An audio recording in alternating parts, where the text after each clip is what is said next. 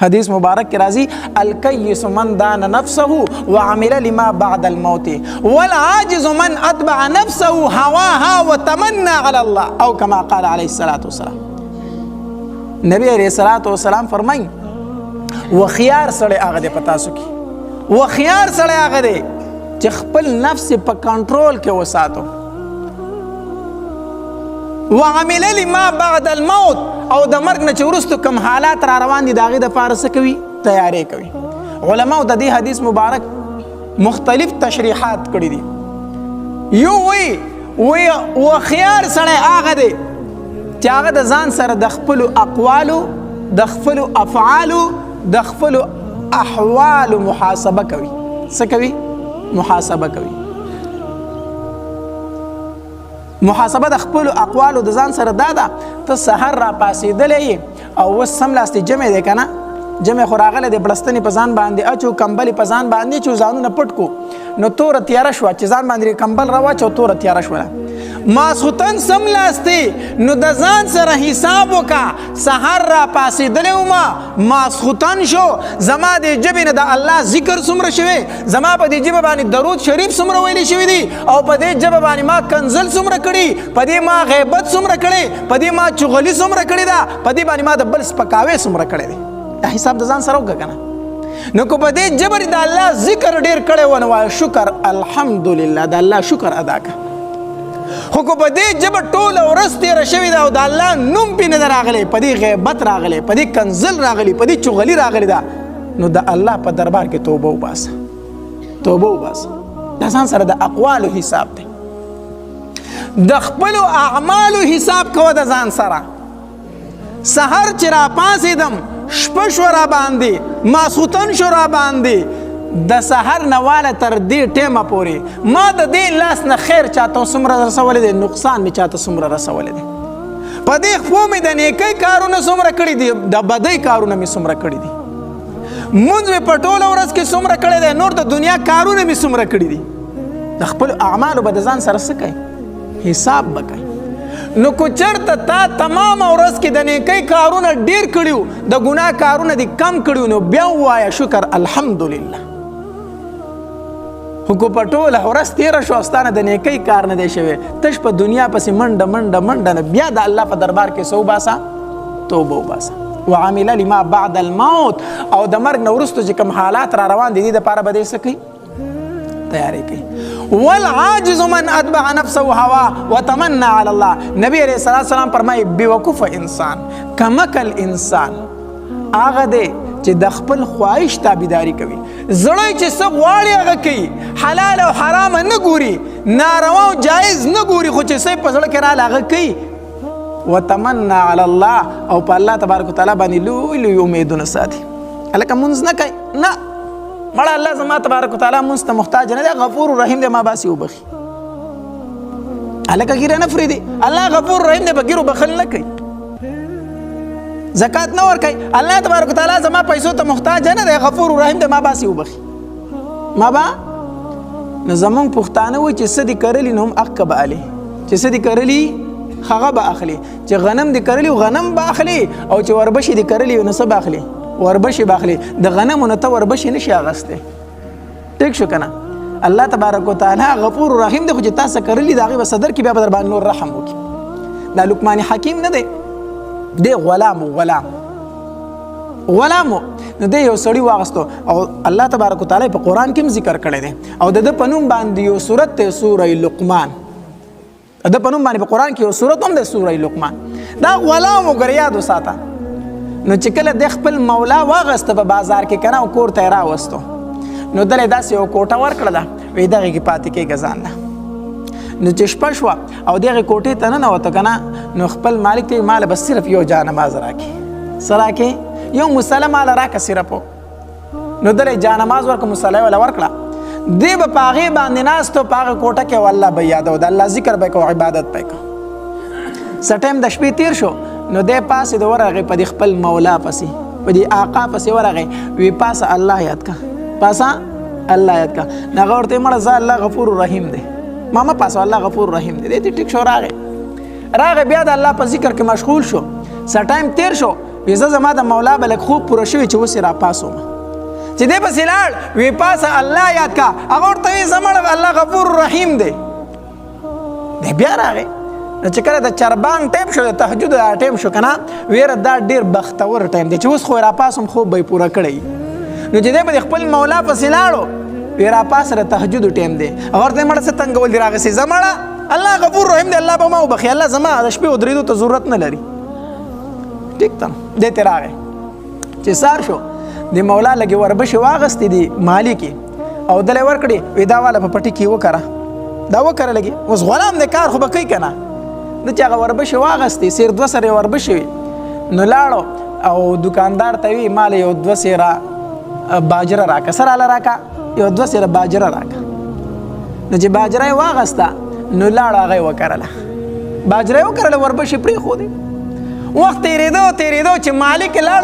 پټي ته که نه اوس په پټي کې د وربشو په ځای باجره ولاړه ده دی راوغوښته ویل که دا داسې چل کړی دی تا له خو ما وربشې درکړې چې دا وکړه په پټي کې خو باجره ولاړه ده وي دا نو ما باجره کرلې ده که نه ما څه کرلې ده وي تا ته ما باجره ویلي وو دا ورته الله غفور رحیم دی کرلې مې باجره ده خو وربشې به شي که نه څه به شي ما وکړله باجره خو الله غفور رحیم دی الله مهربانه ذات دی خو هر څه کولی شي دې نه به راله څه جوړه کړي وربشې جوړې کړي مالک ورته ډېر بېوقوفه انسان دی ډېر بېوقوفه قمقل انسان دی کرلې دي باجره ده او الله به دې وربشې جوړې کړي الله داسې کوي هغه ورته وي زه خو درتم داوام که نه ما خو درتم داوې که نه چې د شپې خوبونه کوه نافرمانۍ کوه د الله او الله به دې په مفتو کې وبخي خو چې څه دې کرلې هغه به درته میلاویږي که نه او مالک پوه شو چې دا خو یې راله سبق راکړو دا یې راله څه راکړو دا خو زه د پوه کولم چې ګورې دنیا کې دې څه کړي په آخرت کې به هغه میلاویږي الله داسې غفور رحیم نه دی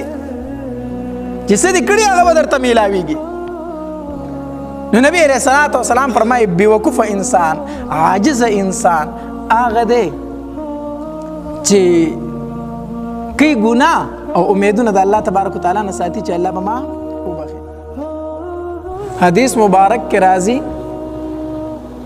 نبی علیه الصلاة والسلام لره یو صحابي راغی نبی علیه السلام د صحابه په مجلس کې ناست دی هغه صحابي نبی علیه الصلاة والسلام ته وفرمایل وی د الله پاک پیغمبره ما ځان له د ذکر یوه طریقه رخکړې ده تا ته یې وایم چې آیا زما دا طریقه ټیک ده او کو ټیک نه ده نبی علیه الصلاة والسلام ورته وفرمایل ای زما صحابي تا څنګه طریقه رخکړې ځان له د ذکر د الله پاک پیغمبره زه په شپه ورځ کې یوه حصه په تا باندې درود وامه او دا 2 حصې نور ذکر کوم د الله پاک پیغمبر دا درود خو په تا باندې کافي او پوره دي که نه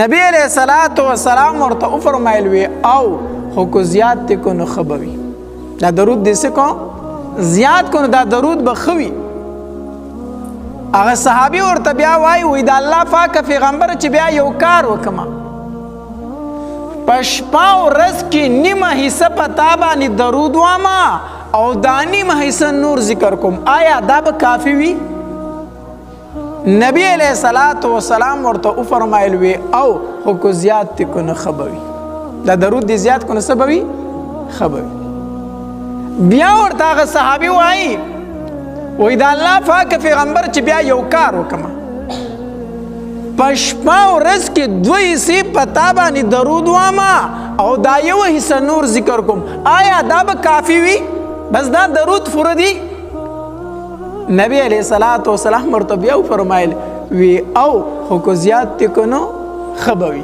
دا درود دی نور زیات کو نو څه به وي ښه به وي بیا ورته هغه صحابي وایي وی د الله پاک پیغمبره بیا یو کار ولې نه کوم چې ما ته فارغ ټایم میلاویږي او په تا باندې درود وامه ما ته فارغ وخت میلاویږي او په تا باندې درود وامه آیا دا به کافي وي چې زه وزګارېږم خو چې په تا باندې څه وامه درود وام دا به کافي وي نبی علیه الصلاة والسلام ورته وفرمایل وی ای زما صحابي کو داسې دې وکړو دا څنګه چې ته وایې داسې دې وکړو دا څنګه چې ته وایې چې تا ته ټایم میلاویږي په ما باندې درود وایي الله تبارک وتعالی به ستا 2 کار وکړي.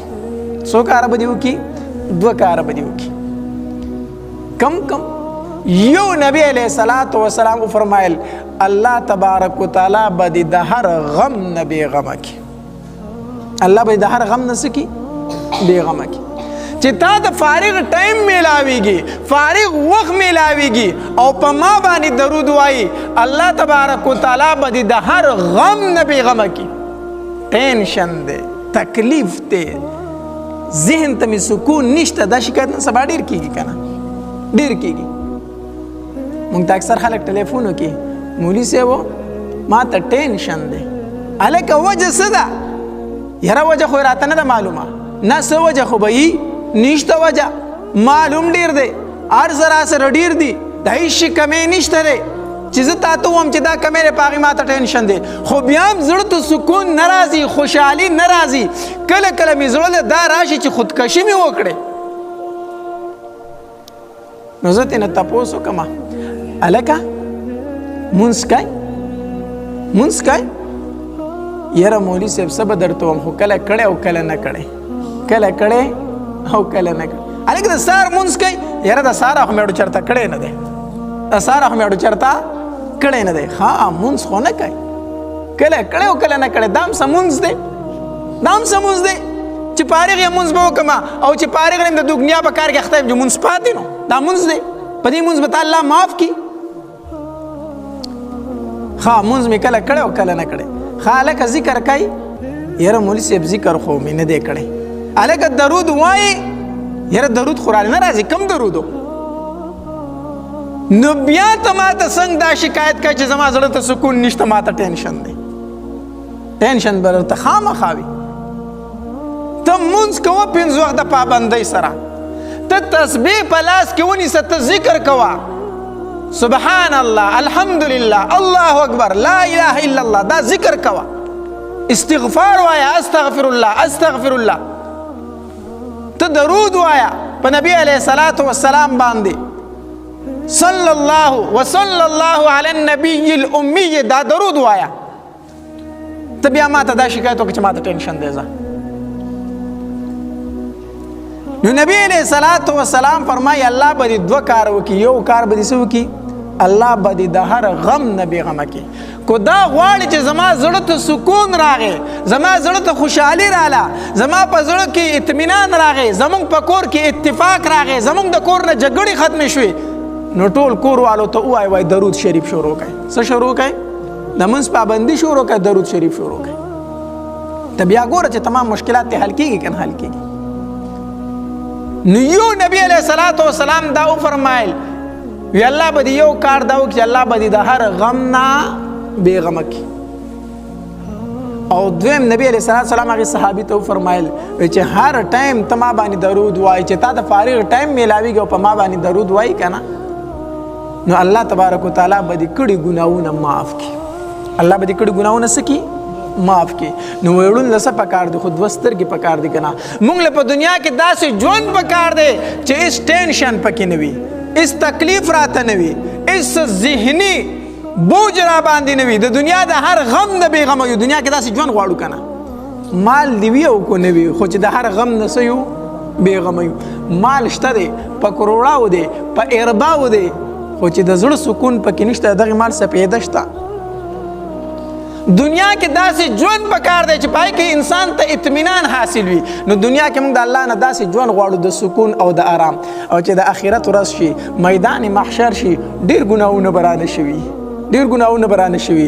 الله تبارک وتعالی راته وفرمایي ای بنده تا زما په محبوب باندې ډېر درود ویلی دي، زه دا کړي ګناهونه مې درته معاف کړو. کړي ګناهونه مې درته څه کړل؟ معاف کړو. دا په څه باندې کېږي؟ دا په درود. دا په څه باندې کېږي؟ په درود. نو ټول وایي وصلی الله علی النبی الامی.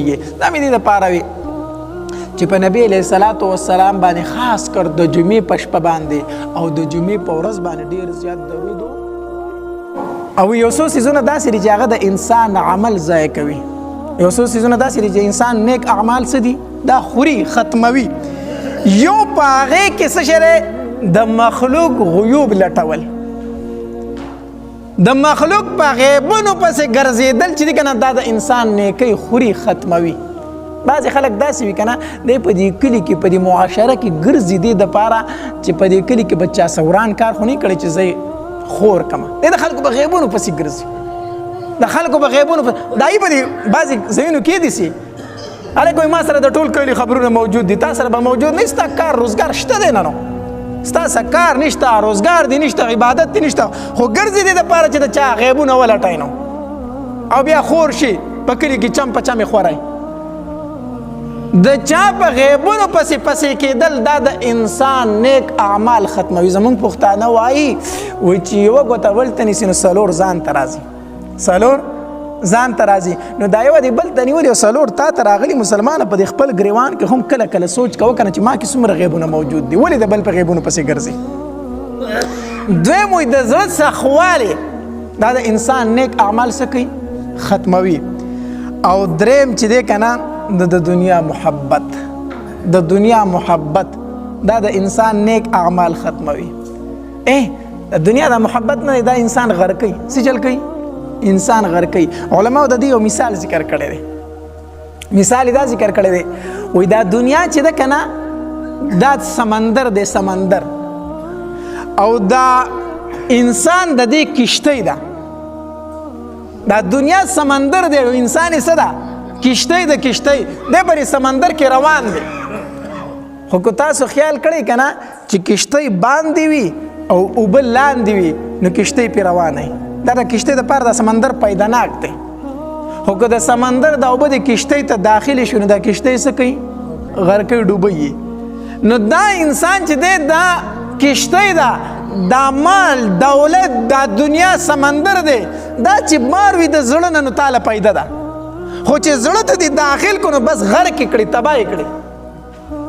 دا نه وایم چې مال مه ګټئ، د دې نه بغیر ژوند نه تېرېږي، خو د مال مینه زړه ته مه اچوه، د مال مینه زړه ته مه اچوه، ځکه چې د مال او د دنیا محبت ته زړه ته دننه شو ته یې غرق کړي، غرق یې کړي. بیا دا به زړه نه بار ساتي. ښه بس دا وای دا د لاس خیرې دی، نن شته او سبا به نه یا نن نشته او سبا به راشي، بس دا خو د لاس خیرې دی، ژوند دی تېرېږي داسې. نو د دنیا محبت. او څلورم چې دی د انسان نیک اعمال چې ضایع کوي نو هغه د حیا کموالی دی. حدیث مبارک کې راځي و اذا فاتک الحیاء فافعل ما شئت. مړه چې حیا درنه پوت شو نو بیا دې چې څه خوښه د هغه کوه نو. که انسان د هر ګناه نه منع کېږي نو په څه سره منع کېږي؟ په حیا سره که نه. سود نه کومه د الله د یارې نه یا کوي یا نه حیا پکې، خلک به راته بد رد وایي. زنا نه کوي ولې حیا پکې، ډاکه نه کوي ولې حیا پکې. نو چې کله حیا در نفوت شو که نه نو بیا انسان هر ګناه کولی شي. نو حیا کموالی دا د انسان څه ختموي؟ نیک اعمال ختموي. او پنځم اوږده اوږده امیدونه، اوږده اوږده امیدونه، زه به دا کوم او زه به دا کوم او زه به دا کوم. مسلمانه دا پکې مو وایي مرګ خو پکې نشته که نه. احادیث مبارک کې راځي نبی علیه الصلاة والسلام داسې ناست و په ځمکه باندې، صحابه کرام ورسره ناست دي. نبی علیه السلام داسې یو کرښه اوږده راوکاږله، اوږده کرښه یې راوکاږله. نو یوه نښه ورته په دې منځ کې داسې وکړه او بیا یې ګیر چاپېره داسې نورې کرښې جوړې کړې. صحابه کرام دا څه دي؟ د الله پاکه پیغمبره نبی علیه الصلاة والسلام وفرمایل دا اوږده کرښه مې چې جوړه کړه که نه دا د دې انسان امیدونه دي، او په دې منځ کې چې مې ورته دا کرښه وویل دا د انسان مرګ دی. دا د انسان سره د دوه امیدونو ډېر لرې لرې پورې دي، خو په منځ کې ورته مرګ دی. دی دې مرګ ته نه ګوري وایي زه به دا کوم او زه به دا کوم، لږې لرې امیدونه دي، په منځ کې وله څه راشي؟ مرګ راشي. دا اوږده اوږده امیدونه چې دي که نه دا انسان د نیکو اعمالو نه منع کوي. دا مه وایه چې مړه دا به وکم دا به وکم، چې نن ماښام دې وخوړه که نه وایه الشکر الحمدلله الله چې ته رانه راضي که نه په دې زه ستا شکر وباسم. سار ته څه پته لګي زه به پاسم او کوپا به نسم، پا به سم او کوپا به نسم. اوږده اوږده امیدونه مه ساته. او شپږم څه دی؟ ظلم. ظلم ظلم ظلم دې نه ځان وساتئ، ظلم نه ځان وساتئ. چا باندې زیاتې مه کوه. ګورئ چا ته څپېړه ورکړه هغه درته په خوله څه ونه وي، خو چې اسمان ته یې په بره وکتل که نه بس غرق پوه شه چې زه غرق شوم، په چا دې ګزار وکړو زیاتې دې وکړو دیاړمار دی ګیلکار دی ګاډۍ والا دی بل دی ستا په کوټه کې فاتح کېږي غریب دی تا د هغه خور لور ته په بد نظر وکتل تا هغه باندې ګزار وکړو د هغه طاقت نه رسي خو بس ځان له شي اسمان ته وګوري الله ته خو یې نو پوه شه چې زه غرق شم ظلم چرته مه کوه ظلم مه کوه الله تبارک وتعالی دې موږ ته څه راکړي فنا راکړي